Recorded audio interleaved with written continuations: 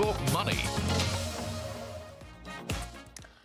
Welcome back. You are with us on Let's Talk Money, and this week we are trying to figure out how to make the best use of hybrid funds to provide very well-informed asset allocation to the portfolio and also keep your portfolio fairly tax efficient.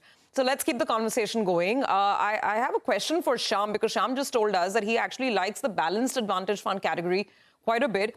But Shyam, my question really is this, that maybe different AMCs will have a different algorithm or a different formula or a different model that BAFs follow.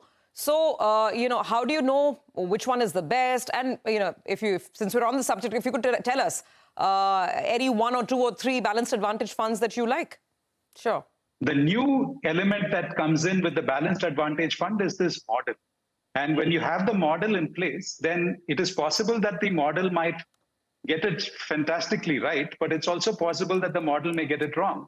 So if I look across the fund houses, I think the one fund house that has been an exception to the pattern has been HDFC, where their balanced advantage fund has reasonably consistently done better than their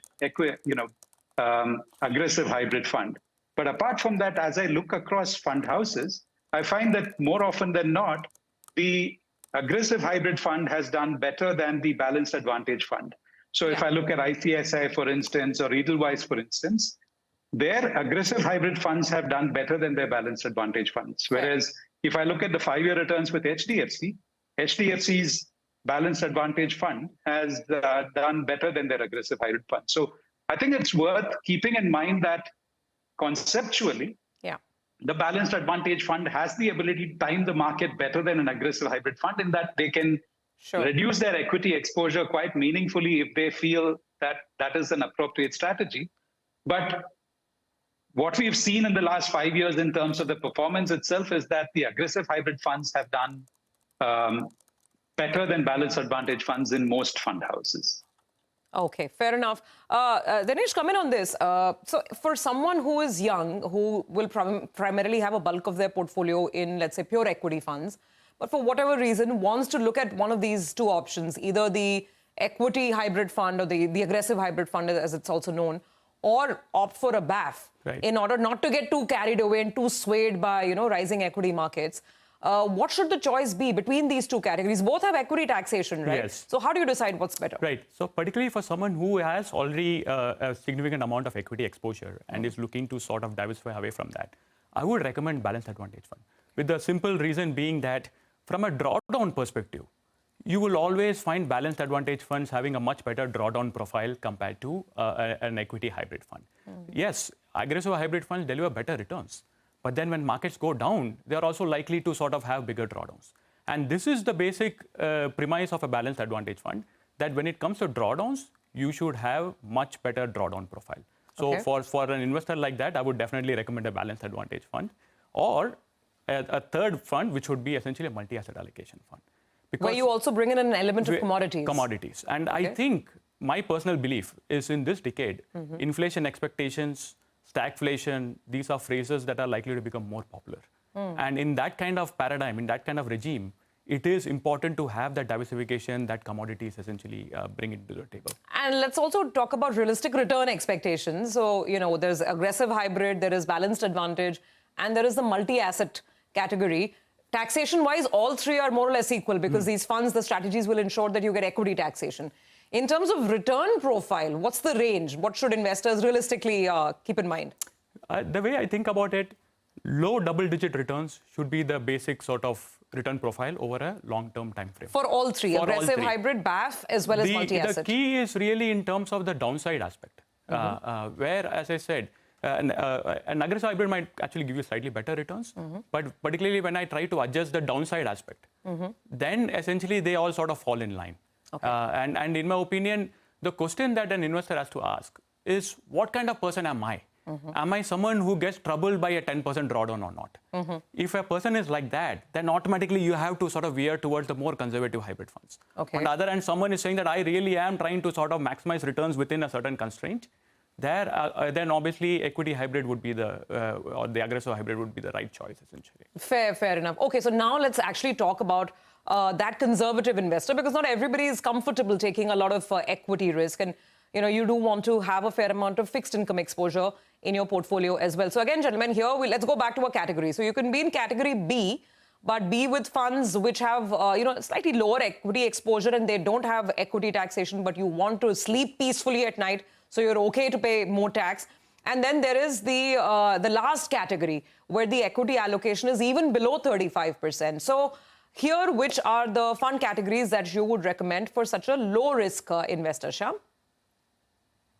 I think one of the categories that has become quite popular now is the equity savings category, because again, through the clever use of arbitrage, they've been able to maintain equity taxation and yet maintain fairly conservative portfolios where the net equity exposure tends to be 30% or even less in some cases. So we really like this category because, like you said at the beginning, Surabhi, everybody wants to pay lesser taxes if they can.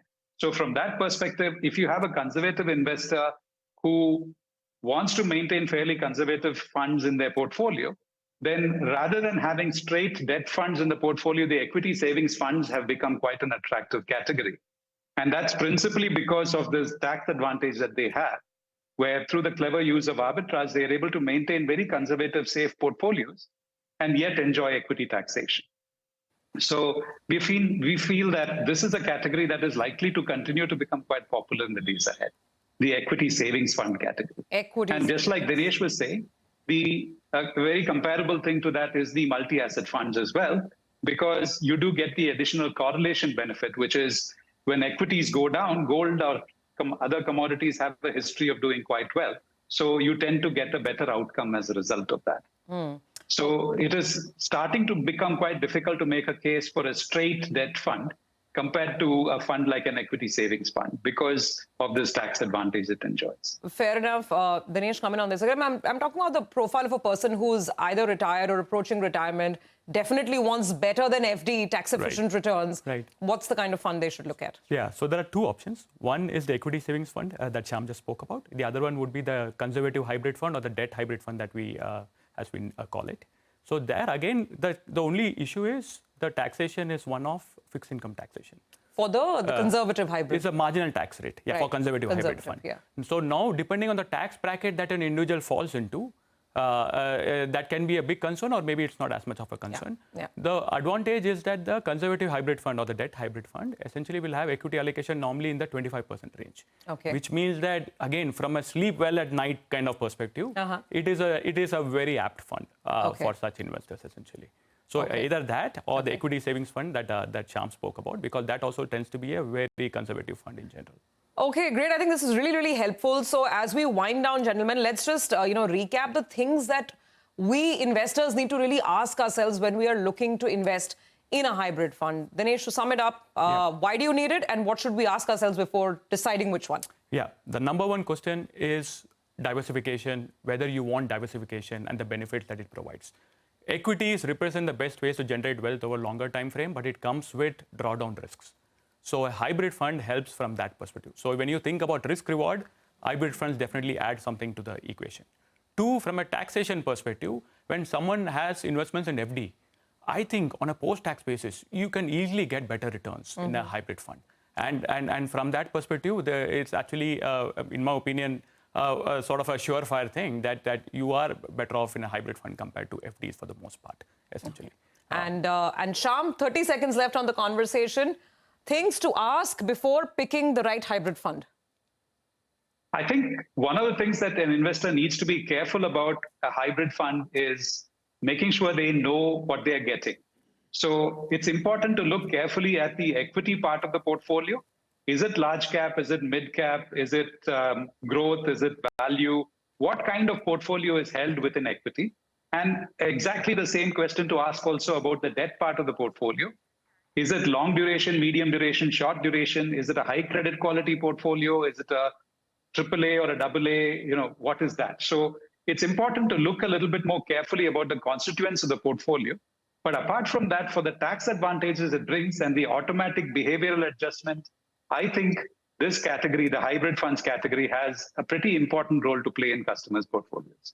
All right. Thank you very much, gentlemen. I think this is a lot of food for thought and a lot of very sensible advice as well, right? Why not look at a more tax-efficient way of managing our portfolios? Thank you for joining in and giving us all the insights. Shyam as well as Dinesh. Good to have you on the show. Thank you. Thank you. Thanks so much for having me. All right. Well, with that, it is curtains on this edition of Let's Talk Money. Thank you for tuning in. And remember, keep sending us your feedback, comments, queries, and questions. See you again next week.